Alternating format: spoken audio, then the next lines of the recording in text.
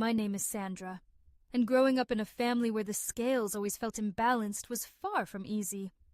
My brother, David, was the quintessential golden child, seemingly incapable of wrongdoing in our parents' eyes. In contrast, I was perpetually in the background, a mere afterthought. 2 years ago, at a friend's art exhibition, I met Liam. He was a breath of fresh air, kind, attentive, and incredibly supportive. We formed an immediate connection, our shared passion for independent films and classic literature solidifying our bond. When he proposed last spring, beneath the blossoming cherry trees in our beloved park, I accepted without hesitation. We were ecstatic, envisioning a small yet exquisite wedding. I even had a wedding fund, a promise my parents had made, one they had fulfilled for David 3 times over. However, our joy began to crumble one Sunday afternoon during a family dinner. David announced his 3rd engagement, and the room erupted in cheers and well-wishes. I sat there, a forced smile plastered on my face. Later, when I casually brought up my own wedding plans, the room fell silent. "Sandra," my father began, avoiding my gaze, "we had to utilize some of your wedding fund for David's ceremony. He required it more, you understand. It felt like a punch to the stomach. Use some of it?" "What exactly does that mean?" I managed to ask. My mother's voice was unusually sharp as she added, "Well, it's all gone. We anticipated it would take you longer to find someone, considering your past relationships. David needed it, just like that. It vanished. I could barely maintain my composure. You promised me. You promised that money was for my wedding. How could you unilaterally decide to give it all to David?" "It was necessary, Sandra," my father explained, as if it were perfectly logical to sacrifice my dreams for David yet again. "Your brother has endured a lot with his divorces. He needed a fresh start, a proper wedding to set things right." "And what about me?" I exclaimed, rising from my chair, its legs scraping loudly against the floor. "Don't I deserve a new beginning too? I've been planning and saving with Liam, relying on that fund." My mother's response was cold and dismissive. "You should have been more proactive in your relationships, Sandra. We made a decision based on necessity." I left dinner early, my heart pounding and my thoughts racing. Liam was waiting for me at home, and seeing his face was the only thing that felt right. That night, I broke down. We talked for hours, ultimately deciding we wouldn't allow this to shatter our plans. "We'll have our wedding, Sandra, no matter what," Liam reassured me, holding me close. We scaled everything back, opting for a smaller venue, trimming the guest list, and crafting handmade decorations. It wasn't the wedding I had envisioned, but it would be ours, filled with love, not the weight of betrayal. That night, as I lay beside Liam, a sense of determination washed over me. My parents had made their choice, and now I was making mine. They wouldn't control my happiness. This was the start of my new life with Liam, free from favoritism and unjust compromises. The anger and hurt simmered within me for days. I needed answers, so I arranged to meet my parents for coffee one chilly morning. The air was as thick with tension as my own nerves. As soon as we sat down, I couldn't contain myself. "Why did you do it? Why did you give David my wedding fund without even talking to me?" My father sighed, rubbing his forehead. "We thought we were making the right decision. David's situation was urgent. He needed to settle down after everything he's been through. And what about me? What about my wedding?" My voice cracked, the pain evident. My mother glanced around nervously, her voice hushed. "Your brother needed more support, Sandra. You've always been the strong one. So that's it? You decide for me because I'm strong? You spend my wedding fund as if it's nothing?" Disbelief and hurt mingled into a bitter concoction of emotions. "We didn't think you'd be getting married so soon," my father added, attempting to justify their actions. Honestly, we thought you might back out, given your past relationships. That's not your decision to make. It was my fund, promised to me. How could you gamble my dreams away on David's third attempt at marriage? I couldn't mask the disdain in my voice. The conversation escalated as they piled on justifications, each one hitting a nerve. They spoke of family obligations and supporting each other, but all I heard was their blatant preference for David. Finally, I stood up, my chair scraping loudly against the floor. This isn't just about money. It's about trust, about respect. You've shown where your priorities lie, and sadly, it's not with me. Leaving the cafe, I felt both liberated and heartbroken. The confrontation had exposed everything. The parents I thought I knew prioritized David over me without a shred of remorse. The emotional burden was heavy, and I spent nights replaying every word exchanged. It was clear they viewed David as the one needing protection, while I was simply expected to cope and move on, eternally the resilient one. In the following weeks, Liam and I continued planning our wedding. We selected a charming local park for the ceremony, a stark contrast to the opulent venues David had enjoyed. Our decorations were simple yet beautiful, handcrafted with love and care. Our guest list comprised only those who genuinely cared for us. No pretenses, no forced smiles. When I sent out the invitations, I made a conscious decision to exclude my parents. It hurt, but it was a necessary step to safeguard my own well-being. They had chosen their path, and now I was choosing mine. Planning our modest wedding became a therapeutic process. With each decision, I reclaimed a part of myself that had been overshadowed by my family's expectations and favoritism. Liam remained steadfastly by my side, his support unwavering. We were constructing something authentic and enduring, far removed from the shadow of betrayal. This wasn't merely about creating a wedding day, but about establishing the foundation for our future, a future where our choices held weight and where we were free from the burden of unjust family dynamics. Our wedding day dawned bright and beautiful, a stark contrast to the emotional turmoil that had preceded it. The park was bathed in the golden glow of the morning sun, the air fresh and filled with the fragrance of blossoming flowers. It was simple, nothing like the extravagant affairs David had, but it was perfect for us. Liam and I had carefully chosen every detail, from the wildflowers lining the aisle to the soft acoustic music playing in the background. Our friends and a few family members gathered, their faces radiant with genuine joy and love. There were no ostentatious displays, no unnecessary grandeur, just a heartfelt celebration of two people pledging their lives to each other. As I walked down the aisle, my heart overflowed. I glanced at Liam, and the look in his eyes told me everything I needed to know. We were doing this right. Our vows were promises of support and companionship, spoken from the heart. When we kissed, the applause from our small group of guests sounded like the sweetest melody. We spent the day laughing, dancing, and sharing stories.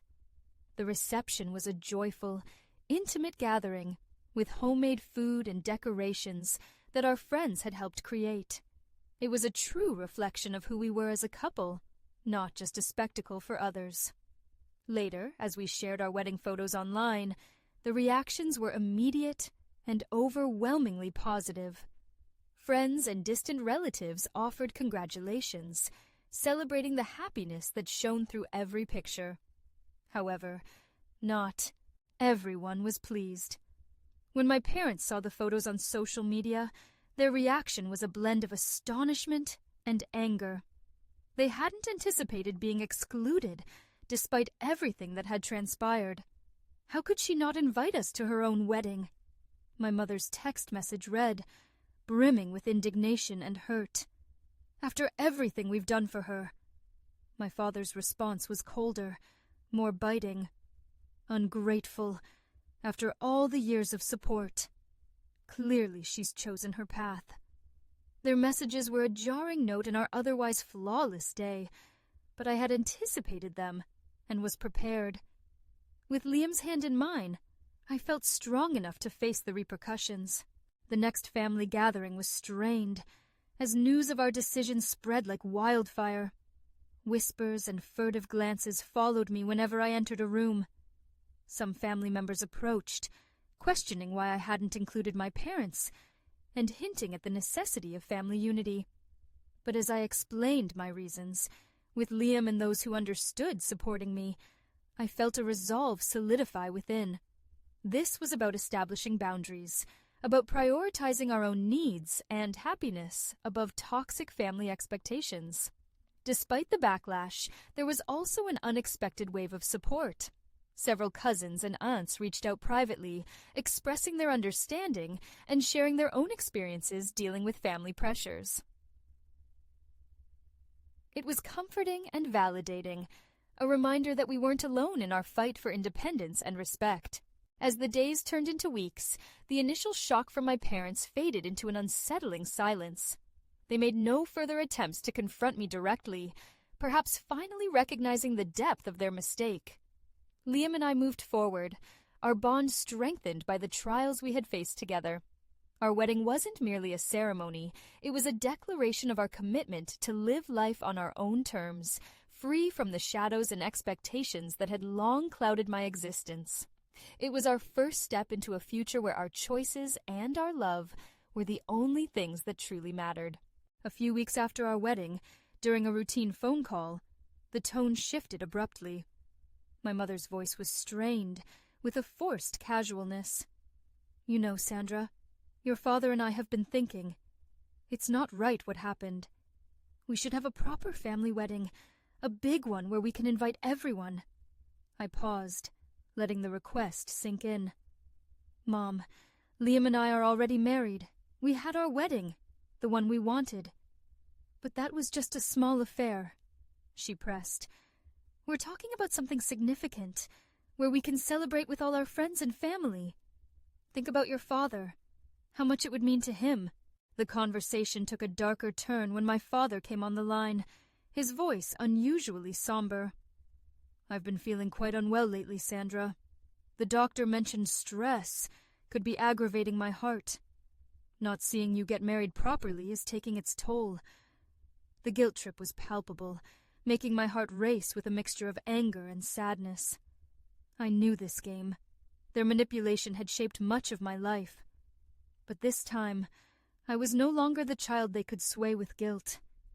"Dad, I'm sorry you're feeling unwell, but our wedding has already happened. It was real and meaningful to us. You choosing not to support us beforehand doesn't give you the right to demand a redo now." There was a heavy silence on the line. Then my mother's voice, sharper this time. "You're being very selfish, Sandra. After all we've done for you, this is how you repay us? By embarrassing us in front of our friends?" The old me might have caved, apologized, and tried to mend things. But I had grown stronger, fortified by Liam's love and the support of true friends. "No, Mom. What's embarrassing is using your daughter's wedding fund for your son's third marriage without a second thought. Liam and I are happy with how we celebrated our love, and that's all that matters." The call ended abruptly, their words lingering in the air like a bitter aftertaste. I knew this wasn't the end of it, but I felt a newfound strength within me. I wasn't the same person who once feared their disapproval. Days later, a letter arrived, formal and cold. It was an invoice detailing every expense my parents had ever incurred on my behalf, from school fees to the smallest of loans. At the bottom, a note. "Since you've chosen to exclude us from your life, we believe it's fair you assume these costs." Liam and I laughed hollowly at the absurdity of the document. "Are they serious?" he asked, eyebrows raised. "It's just another manipulation tactic," I said, tearing the letter in half. "But it won't work this time." We decided together that it was time to cut ties officially. I drafted an email, clear and firm, outlining why I was distancing myself from them. It highlighted their lack of respect for my autonomy and their continuous attempts to manipulate my emotions. After sending the email, I felt a surge of freedom mixed with inevitable sadness. It wasn't just about separating from my parents. It was about reclaiming my life. In the weeks that followed, the air around us seemed clearer, our decisions unclouded by guilt or obligation. We were building a life on our own terms, and every small victory felt like a triumph. Their demands for a second wedding and their manipulations had only strengthened my resolve.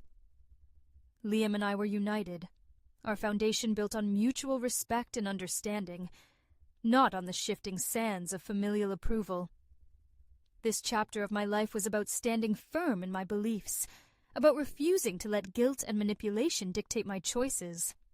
It was about living a life true to myself, and that was the greatest freedom I could have ever claimed. The weeks following my decision to formally distance myself from my parents were filled with a profound, liberating silence. However, that quiet was abruptly shattered by a surprise visit from my parents one afternoon. They showed up at our doorstep unannounced, their faces a mixture of determination and faint worry. "Sandra, we need to talk," my mother said, stepping forward as if to embrace me. I held up my hand, stopping her mid-stride. "There's nothing left to discuss," I replied firmly. "You received my email." I meant every word. My father's expression hardened. "We're still your parents, Sandra. You can't just cut us out like we mean nothing. I gave you both every chance to be a part of my life, in a respectful, supportive way. You chose not to take those opportunities," I said, my voice steady despite my racing heart. "What you call meaning nothing is actually me setting boundaries." They attempted to argue, to plead their case, but I was resolute. Liam and I deserve to live in peace without manipulation and guilt-tripping. This is my final decision. The confrontation reached its peak with a clarity that felt almost surreal. "Mom, Dad, I wish things were different. But they aren't. Please respect my wishes and do not contact me again," I stated, the finality in my voice mirroring the closure I sought. After a few moments of tense silence, they left. And with their departure, I felt a weight lift. I blocked their numbers, their emails, and all social media connections. It was a drastic step, but a necessary one that marked the beginning of a truly independent life. In the months that followed, Liam and I thrived. We decorated our small apartment, celebrated each other's successes, and supported one another through challenges. Life without the constant stress of familial expectations was lighter, more joyful. We often spent evenings discussing our dreams and the future we were building together. Each conversation, each plan we made, was a stitch in the new fabric of our life, one untainted by the shadows of the past. One evening, as we sat watching the sunset from our balcony, Liam took my hand. "Do you ever regret it, cutting ties?" he asked gently. I squeezed his hand, my heart full of peace. "No, because it led us here, to this moment, to a life where we are respected and loved for who we are, not for what we can give." Reflecting on everything, I realized the importance of choosing one's own path. It wasn't just about escaping toxicity, it was about honoring oneself, about living a life filled with genuine love and respect. I learned that sometimes the hardest decisions are the most necessary, and that true happiness often requires us to stand firm against the very forces that claim to love us the most. Liam and I planned trips, explored new hobbies, and built a community of friends who shared our values. We were no longer defined by my familial past, but by the choices we made each day. As I share this story, I hope it serves as a reminder that while family can be a source of great love and support, it should never come at the cost of our self-respect or happiness. Independence isn't just about physical distance, it's about emotional and mental freedom, the kind that allows us to be truly ourselves. Thank you for being a part of my journey. Your support means the world. Remember, always choose a path that respects and uplifts you. Stay true, stay bold, and never settle for less than what you deserve. This brings us to the end of Sandra's story. Now I'd like to hear from you. Do you think Sandra was right to cut ties with her family to preserve her well-being and happiness? Or do you believe there could have been another way to handle the situation? This is a tough decision, and often there's no clear right or wrong answer. Please share your thoughts and experiences in the comments below.